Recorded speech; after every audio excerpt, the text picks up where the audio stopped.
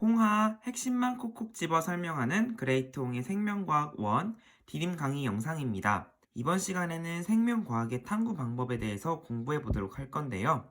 생명과학의 탐구 방법은 귀납적 탐구 방법과 연역적 탐구 방법으로 나눌 수가 있습니다.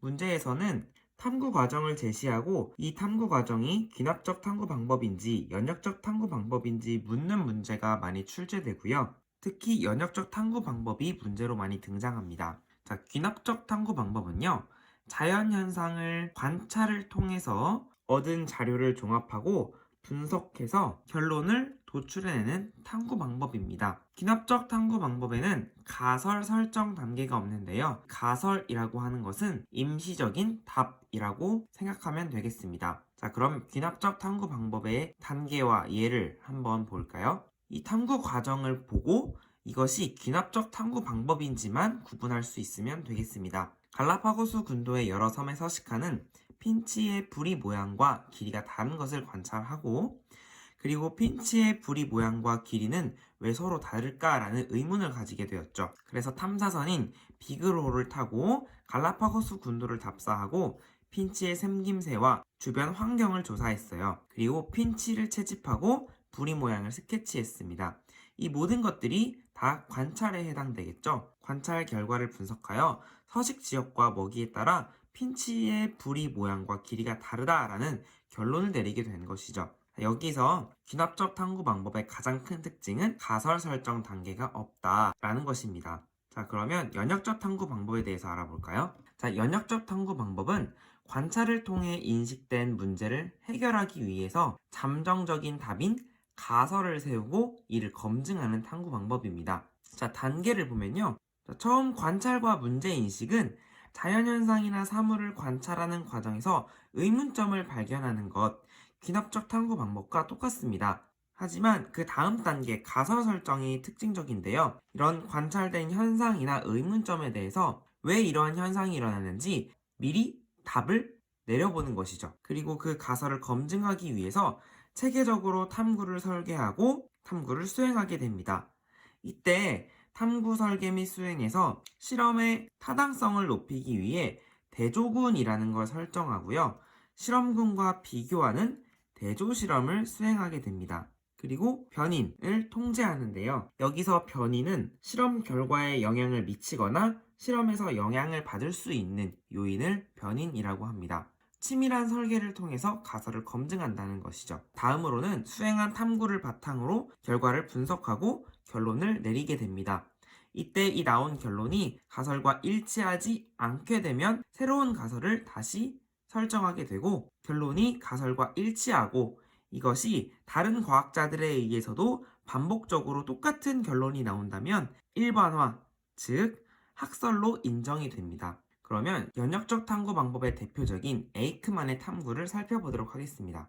자, 첫 번째는 관찰 및 문제 인식 단계인데요. 닭이 각기병에 걸리면 제대로 걷지 못하고 시름시름 앓다가 죽게 됩니다. 이런 각기병 증상을 보인 닭들이 나은 거예요. 그래서 각기병이 낫게 된 이유에 대해서 어떻게 나았을까라고 의문을 가지게 됐죠. 닭의 주변 환경을 조사한 결과 얼마 전부터 닭에게 현미를 먹인 사실을 알게 되었습니다. 그래서 두 번째 가설을 설정하게 되죠. 현미에는 닭의 각기병을 예방하는 어떤 물질이 들어있을 것이다 라는 생각을 하게 된 것이죠. 이 가설을 검증하기 위해 건강한 닭을 두 집단으로 나누어서 한 집단에는 백미를 먹이고 다른 집단에는 현미를 먹여 기르면서 각기병의 발생 여부를 관찰하였습니다. 조작해준 요인은 먹이의 종류, 즉 백미와 현미를 인위적으로 조작을 해주었고요. 이 외에 다른 모든 요인은 통제를 해주어야 이 현미 때문에 각기병이 낫게 된다라는 것이 증명이 되죠. 그래서 닭의 개체수나 닭장의 환경 등 다른 조건들은 다 통제를 해주어야 합니다. 자, 이렇게 실험을 하고 결과를 분석했습니다. 백미를 먹인 집단에서는 닭에서 각기병이 발생했고 현미를 먹인 집단에서는 병이 발생하지 않았다. 가설이 맞다는 걸 알게 됐죠. 현미에는 각기병을 예방하는 물질이 들어있다. 이후에 다른 과학자들이 현미에 들어있는 각기병 치료 물질이 바이타민 B임을 알아내게 되었죠. 에이크만의 각기병 연구 사례를 보면 가설 설정 단계가 있고 그 가설을 검증하기 위한 탐구 실험이 있기 때문에 연역적 탐구 방법이다라고 구분을 하시면 되겠습니다. 탐구의 설계 및 수행 단계가 문제로 많이 등장하는데요. 자, 이 부분은 좀 더 자세히 알아보도록 하겠습니다. 자, 첫 번째는 대조 실험인데요. 실험 결과의 타당성과 신뢰성을 높이기 위해 실험군 외에 대조군을 설정하여 수행하는 실험이다. 그래서 실험군은 검증하려는 요인을 변화시키는 집단, 대조군은 실험군과 비교하기 위해 이 검증하려는 요인을 변화시키지 않은 집단이다라고 보시면 되는데요. 좀 어렵죠? 그래서 이 사례를 보도록 하겠습니다.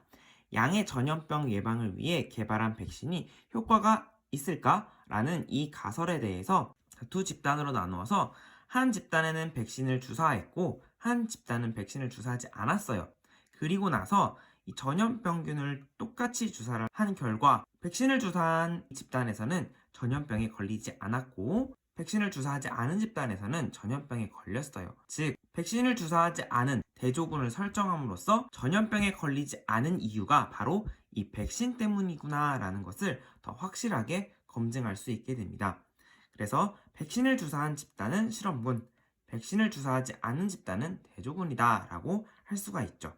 자, 이렇게 어떤 탐구 실험에 대해서 실험군이 무엇이고 대조군이 무엇인가 구분할 수 있으면 되겠습니다. 자, 두 번째로 변인이 등장하는데요. 아까 말했듯이 어떤 실험 결과에 영향을 미치거나 실험에 영향을 줄 수 있는 요인들을 말하고 독립변인과 종속변인으로 구분할 수 있습니다. 독립변인은 원인에 해당한다 라고 보시면 되고, 그리고 종속변인은 결과에 해당한다 라고 보시면 되겠어요. 실험 결과에 영향을 줄 수 있는 것을 조작한 변인이 바로 조작 변인이고, 일정하게 유지시켜서 통제하는 변인을 통제 변인이라고 합니다. 종속 변인은 조작 변인의 영향을 받아서 변하는 변인이고 결과에 해당된다.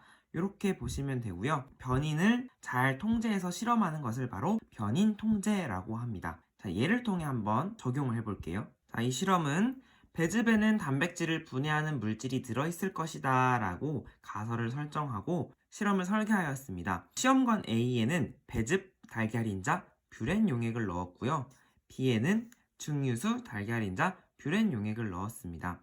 이 검증하려는 요인, 이 배즙이 들어가 있는 A 시험관이 바로 실험군이 되는 것이고요.